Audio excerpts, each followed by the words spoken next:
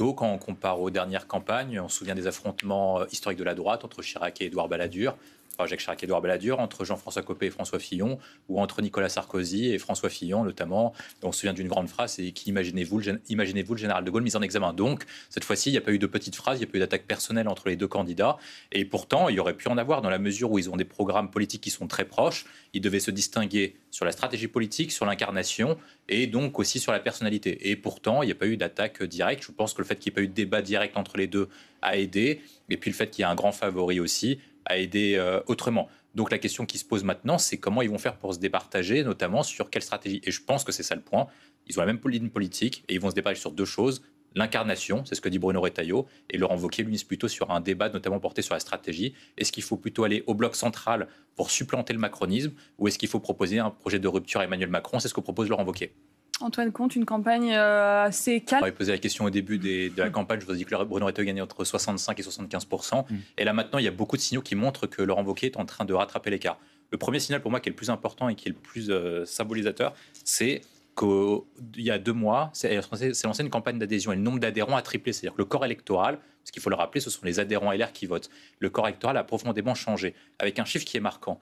Avant la campagne d'adhésion, la région Auvergne-Rhône-Alpes, donc la région anciennement présidée par Laurent Wauquiez, représentait 8% du corps électoral. Maintenant, ça représente 17%. Donc ça montre quand même qu'il y a une certaine dynamique dans le camp de Laurent Wauquiez d'un point de vue adhésion. Le deuxième point, que j'ai utilisé notamment depuis 10 jours, c'est les recherches qu'on appelle sur Google Trends. En fait, vous utilisez Google Trends, le moteur de recherche, vous pouvez voir quel est le niveau d'intérêt. Les 2 premiers mois, Retailleau avait des niveaux de recherche et des niveaux d'intérêt qui étaient 3 à 4 fois supérieurs à Laurent Wauquiez. Depuis 7 jours, c'est Laurent Wauquiez qui dépasse Bruno Retailleau, notamment porté sur 3-4 polémiques. La première, c'est un éventuel accord dans les Yvelines entre la Macronie et les Républicains, parce que notamment Othman Nasrou est directeur de campagne de Bruno Retailleau, et c'est également le département de Gérard Larcher, allié de Bruno Retailleau. Et ce sujet-là crispe une partie des adhérents des Républicains. Le deuxième point, c'est, comme l'a rappelé Antoine, c'est les propositions portées par Laurent Wauquiez. Quand vous regardez, vous tapez les niveaux de recherche sur RSA et sur Saint-Pierre-et-Miquelon, ça a permis à Laurent Wauquiez d'être sur le devant de la scène.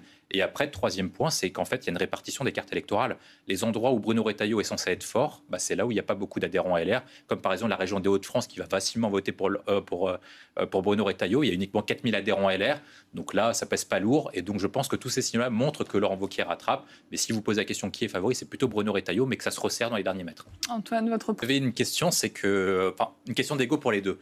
La première, c'est que Laurent Wauquiez était annoncé depuis 2022 en fait comme le candidat naturel de la droite. Il faut se souvenir qu'il avait envoyé Éric Ciotti, ancien président de LR, lui chauffer la place en vue de la prochaine élection présidentielle.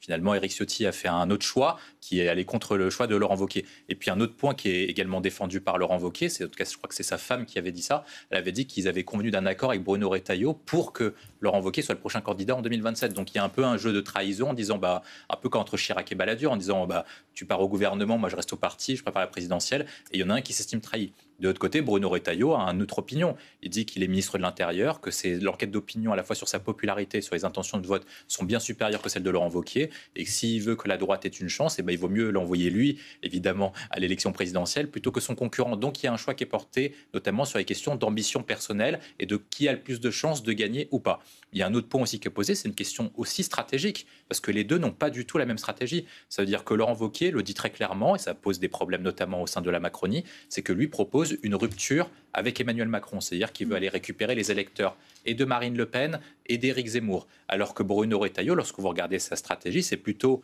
essayer de récupérer les électeurs de droite qui ont fui vers Emmanuel Macron en vue de les garder dans le giron de la droite républicaine. Donc ce choix stratégique fait que ça emportera des conséquences. Est-ce qu'il faut pour la droite rester au gouvernement ou pas? Est-ce qu'il faut critiquer Emmanuel Macron ou essayer de calmer les critiques pour éventuellement récupérer les déçus? Et toutes ces questions-là, notamment, se posera pour le futur président de LR qui sera désigné dimanche. Oui, justement, Antoine Comte,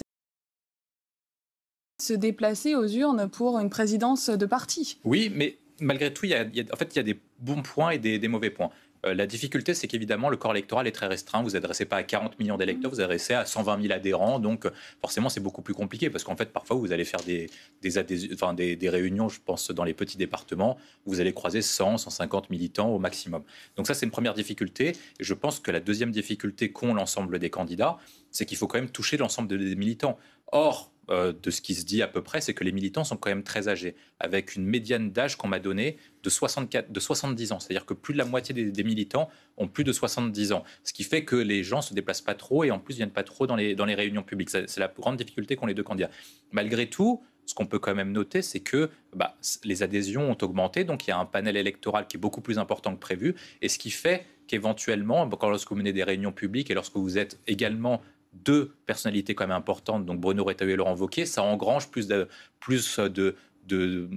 vocation et d'intérêt que si c'était deux petits candidats ou c'était un favori par rapport à un candidat plus restreint. Donc je pense que ces éléments-là montraient de l'intérêt. Et dernier point, c'est le fait aussi qu'il y a l'actualité qui joue pour eux. C'est-à-dire que lorsque vous regardez l'actualité, notamment sécuritaire, etc., ou notamment portée sur l'Algérie, ça joue en faveur de LR parce que ce sont les thèmes où ils sont plutôt bons, en tout cas accrédités dessus. Également, Bruno Retailleau est ministre de l'Intérieur et Laurent Wauquiez a fait des propositions.